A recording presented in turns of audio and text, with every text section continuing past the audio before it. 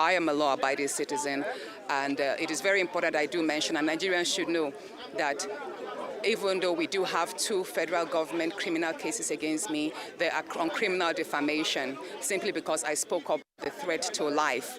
And everybody has a right to speak up on their threat to life. And Nigerians should know that I am not facing charges of corruption, I am not facing charges of embezzlement, I am not facing charges of drug abuse, and neither am I facing charges of murder. And it's ironic that the people who are actually testifying as witnesses in the 2 federal government cases have cases at EFCC, have files at EFCC on record that they have actually embezzled state funds running into billions. So it's really, let me say this, it's very important I do mention the flip of our judicial system, the flip of how institutions being utilized to oppress people who are innocent. If this is a country that if Nigeria works, if our institutions are truly independent and strengthened, then there's no reason why some of these fellows who sit there as senators should even be in the Senate in the first place. They should actually be behind bars, and I'm saying that. And I do pray and hope that it is by my actions today and by voices of Nigerians all around, whether in the country or in diaspora, that we speak up and ensure that this injustice that is being meted against me, this persecution meted against me will not stand, so that their daughters will not suffer, so that their wives will not suffer simply because they spoke up against sexual harassment. And I'm sorry I have to mention this, because you see, people have wondered, Natasha, how come there's so much hate? How come you were suspended for 6 months? Just the day after you tendered your petition on sexual harassment, you were suspended. And then there was the fraudulent recall. We all saw how we survived the recall. And then there's been a whole lot of attacks against me, which by the grace of God I've survived. And whenever people ask me, Natasha, why is there so much hate from the Senate president against you? Why is that institutions have turned against you, even though, by and large, you are pretty much one of the fairest senators or politicians in Nigeria? And I tell them, this is just an iceberg of what I have had to suffer and endure in the Senate under Akpabio's leadership for the last 1 year. Many of you thought that my speech on that floor, when I told him I was not afraid of him, and I did mention, I said, if you make me speak to the media on what I have had to endure in your hands, you know, it will go pretty. And that's to let Nigerians know that that outburst I had on the floor was just a compilation of so many wrongs that Akpabio has meted against me.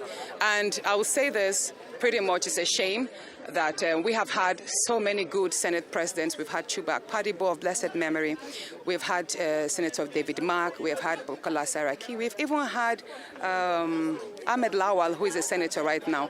And I'd say this pretty much is the worst assembly Nigeria has ever had. And I hope we will not have to suffer this anymore, because it tells a lot on the individual. And I've said this before, and I'm saying it again. The Senate President, Godswill Akpabio, as if it's the 3rd-term governor of Akwa Ibom. Many senators are afraid. You've all seen what happened. You are not allowed to speak. When you try to speak or air your views on certain issues that are critical, you get shut down if it does not conform with what he wants. So I hope that with this journey so far, however it goes, people should muster strength from me, and I hope that 2027 we will have more courageous, younger, educated, intentional leaders that will be elected into office, so that together we can change the narrative of Nigeria. Well done, Natasha Akpoti. You took Godswill Akpabio to the cleaners and you dry cleaned him. You took on Godswill Akpabio, the number 3 person in the country, and you won him big time. This open display of power that you've done today, Natasha Akpoti, Nigerians will salute you one day. You know why? You took on the power that be, and they were afraid of you. For the president of the Senate president, to shut the gate of the National Assembly just to not to let you come in. For him to use the police to lock the gate, not to let you come in. Well done. You did not lose this war. You won the battle and you defeated him in the war. Hands down. And Natasha Akpoti is right. If Nigeria is a country that works, many of us, our lawmakers, will be in prison. Most of them are, are facing corruption charges in their, one way or another. Most of them have no business being lawmakers because most of them were elected based on corruption. So corruption that brought them in, that's what is sustaining them. So if Nigeria was working, there's no way most of these people, including Godswill Akpabio, will be a lawmaker in Nigeria. Imagine the number one lawmaker in Nigeria facing corruption charges before the EFCC. His case is packed aside. They're just waiting for him to finish his time as a lawmaker. But he must do everything to keep winning because once he's done, he faces corruption charges. To have the likes of David Mark, Chuba Okadibo, is it Ekweme or something I can't remember, Ahmed Lawa, even Bukola Saraki, as bad as these people were as lawmakers or as Senate presidents, we have the worst Senate we've ever had, the worst assembly we've ever had. And Natasha just confirmed exactly what we've all been talking about, that this 10th assembly is the worst 10th assembly. That's why she said in our closing statement, hopefully in 2027, we'll have younger people who have actions, who wants to change the narrative of Nigeria, become lawmakers. Not these old people who have destroyed our country and destroyed their states. And the only way they can exist is to exist in our political system by corruption. So she was spot on. Very, very spot on. If Nigeria works, I like to just say that again. If Nigeria works, most of our lawmakers will be in prison. Natasha Akpoti said that. I didn't. So again, we doff our heart for you because they knew you were going to come and they had their plans set out to lock the gate. What they did not realize was that was poor and bad counsel. One person, you unleashed the police to block the gate to stop her from coming in. And she walked on her feet to get to you with Nigerians backing her. That tells you what? You lost the battle and you lost the war, Akpabio. Natasha warned you. She took you out, she beat you, and she showed other Nigerians if you can stand against this person, you will win. Take government infrastructure out of the hands of the Senate president. It has nothing as anybody. Look, Akpabio might hold government powers today, but his name has no relevance anymore. The name Akpabio, if you take it anywhere, people will hiss at it. You know why? Because that is now associated with corruption and crime and the worst Senate we've ever had. So the political value that he thinks he has, he doesn't have it anymore. We have to start calling that out. What we saw today is an open display from Natasha of what it takes to be a lawmaker in Nigeria. Take on the people because the system is not working and we want it to work. And so to the people of Kogi Central, you have a diamond in your hand, a very good gem in your hands. Make sure she comes back next time. And to the people of Kogi State, in case she wants to run for governor next time, vote for her and get rid of Yaya Bello's puppet.